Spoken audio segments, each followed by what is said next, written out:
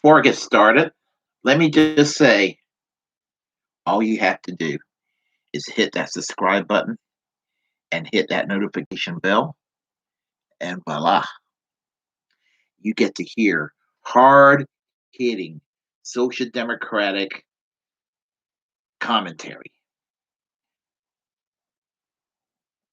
Let's talk about Alan Dershowitz and let's talk about Bernie Sanders. This past Friday, May the 14th, on Newsmax. And if you don't know what Newsmax is a news network that makes Fox News look like MSNBC. It makes Fox News look like the Young Turks. That's how far to the right Newsmax is. That network and One American News Network. They're there to fill in the void for people who thinks, well, Fox News is moderating.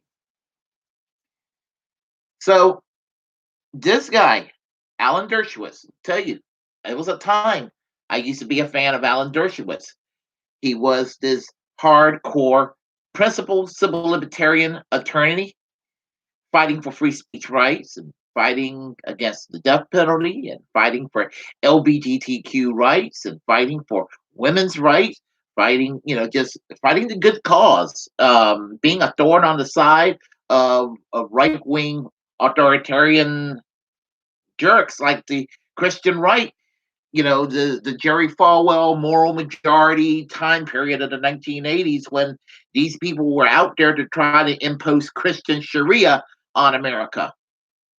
The culture war in its heyday when the right wing were winning a lot of influence. And Alan Dershowitz was on the side of good and on the side of justice back then.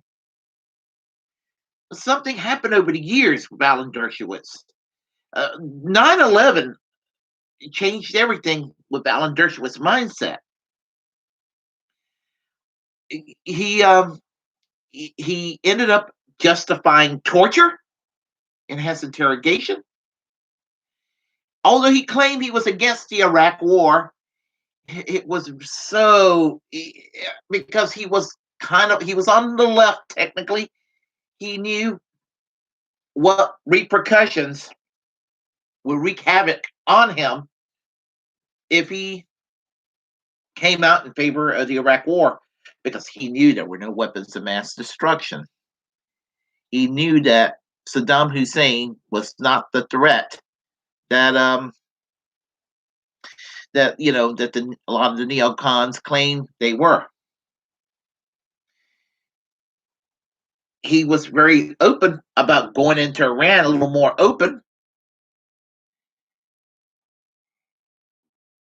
And the thing about it is, while he is still ostensibly a Democrat, and I do know for a fact that he voted for Joe Biden in 2020, and I do know for a fact he voted for Hillary Clinton in 2016, and his support for Barack Obama in 2012 was extremely lukewarm, but he still supported him.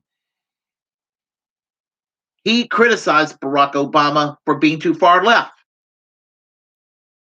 And I guess he criticized Obama for not being adequately supportive of Israel. When all I saw was Barack Obama being a cuck before Benjamin Netanyahu.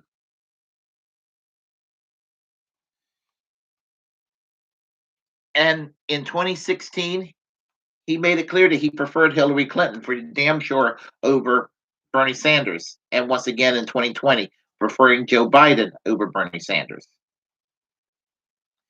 But the thing about it is, he ended up, kind of being on Donald Trump's legal team. I think he has some Trump sympathies. It could be because they're both, have that New York connection, and maybe you could almost understand that. Although we're talking about a billionaire bigot, but then again, there was a time when Donald Trump was kind of liberal, but grifted toward bigotry because that was his meat and potatoes to win a presidential election. But Alan Dershowitz started shifting further and further to the right with a lot of Fox News appearance over the years. And basically, while he sounded like a Ted Kennedy on social and economic issues, he ended up sounding like a soft John Bolton on foreign policy issues. And the thing about it is that he attacks Bernie Sanders and has a lot of animus toward Bernie Sanders. And he even accused Bernie Sanders, get this, he accused Bernie Sanders of being anti-Semitic. Why? Because Bernie Sanders dared to criticize Israel's inappropriate, way over the board reaction to Hamas. Now, on the record, I'm going to be on the record when it comes to Hamas. I've evolved on the issue of Israel over the years. I used to be a staunch supporter of Israel. While I do not wish that the country magically disappear, and I certainly think Israel has a right to defend themselves when they are being attacked, it's just the problem with Israel defending themselves is that when Hamas fire rockets and I'm going to give a number, and it ends up killing maybe three to five, and let's say it kills 6 Israelis. Rocket comes in and kills 6 Israelis. That's 6 Israelis too many. But when Israel retaliates and it kills 50 or 60 Palestinians in response, that's also 50 or 60 Palestinians too many. You see what I'm getting at?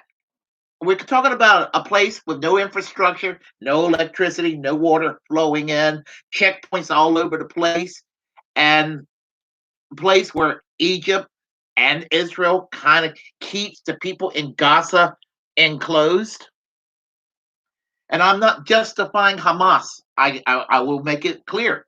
I do not support Hamas, not one bit. But there needs to be a ceasefire, and there needs to be a brokered peace, and there needs to be some negotiation where where the bulk of both sides can find a way to live in peace with each other. And that was basically what Bernie Sanders has said. And he's concerned about the lives of Palestinians, which is a legitimate issue.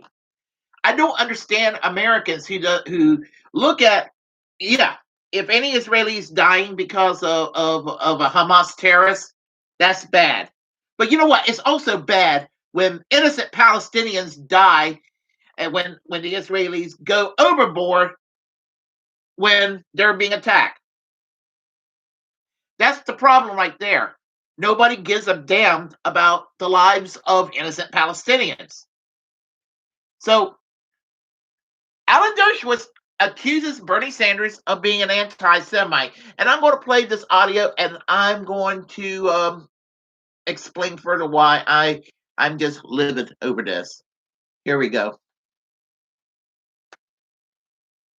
You get the social media supporting Hamas, the New York Times supporting Hamas, and it sends a very powerful message. Do it again.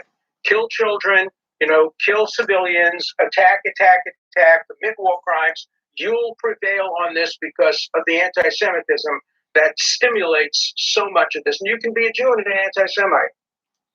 Bert Biden has made some statements positively, and I commend him for that. But Bernie Sanders, who's Jewish, is a self-hating Jew who is willing to see Israel be defeated militarily by a terrorist group because he's on the hard left, and he had to follow the hard left, and that's what he has been doing. Okay. Let's start with the least controversial part of that slop of shit that came out of Alan Dershowitz's mouth. Bernie Sanders is not hard left. Bernie Sanders would be a very bland, middle-of-the-road social democrat in any Western country, even a great many developing countries, he would be a middle of the road social democrat. There's nothing hard left except for the stupidity of the American political Overton window that claims that, oh, if you support national health care and you want to see more than 6% of the workforce unionized and maybe see a third of the workforce unionized like it was decades ago here in the United States, or even 80 or 90% of the workforce like it is in Scandinavia, well, you must be a communist. That's how dumb this Overton window is here. Bernie Sanders is not an extremist.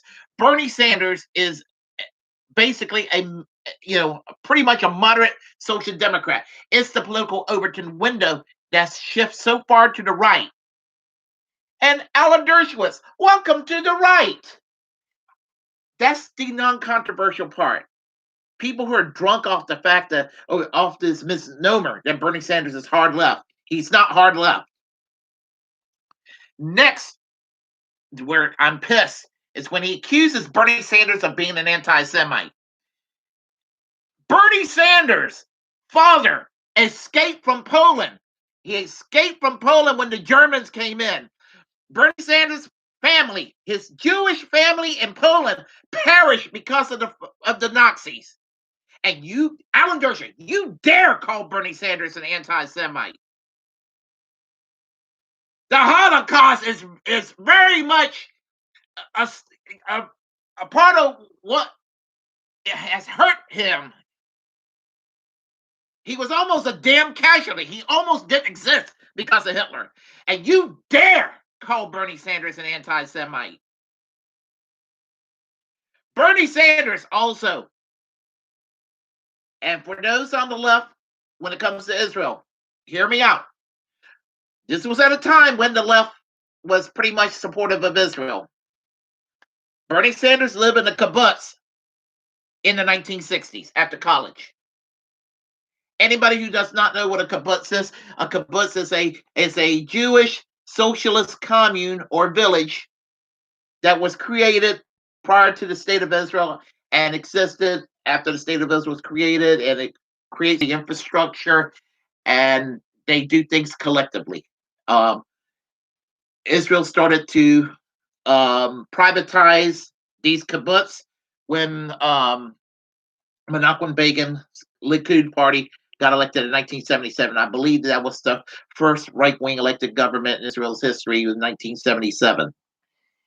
And Menachem Begin was a pretty bad guy, but it's gotten worked with Benjamin Netanyahu.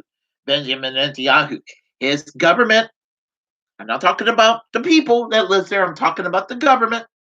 The government is racist. The government has set up an apartheid wall. His government is engaging in a lot of atrocities right now. And it is what it is. Palestinians dying because of because of Benjamin Netanyahu. And you have to understand, Benjamin Netanyahu was urging, after 9/11, urging George W. Bush and Dick Cheney, you gotta go invade Iraq at all costs. You gotta invade Iraq at all costs. And you know what happens for listening to a piece of shit like Benjamin Netanyahu? Hundreds of thousands of innocent Iraqis died over a lie of weapons of mass destruction that wasn't there. The thing about it is, thousands of Americans died, our soldiers. The world became less safe, and trillions got flushed down the toilet over a lie that's been repeated over and over again. And I remember this lie. People listen to Rush Limbaugh or listen to Fox News about how there are weapons of mass destruction. We all know that Saddam Hussein has weapons of mass destruction, and he's going to invade Nebraska. Bernie Sanders was correct when, as a member of the U.S. House of Representatives, what bad news it is to go and invade Iraq. He was right. And Alan Dershowitz, you supported the neoconservative policy of George W. Bush and Dick Cheney. Nobody should take you seriously over that.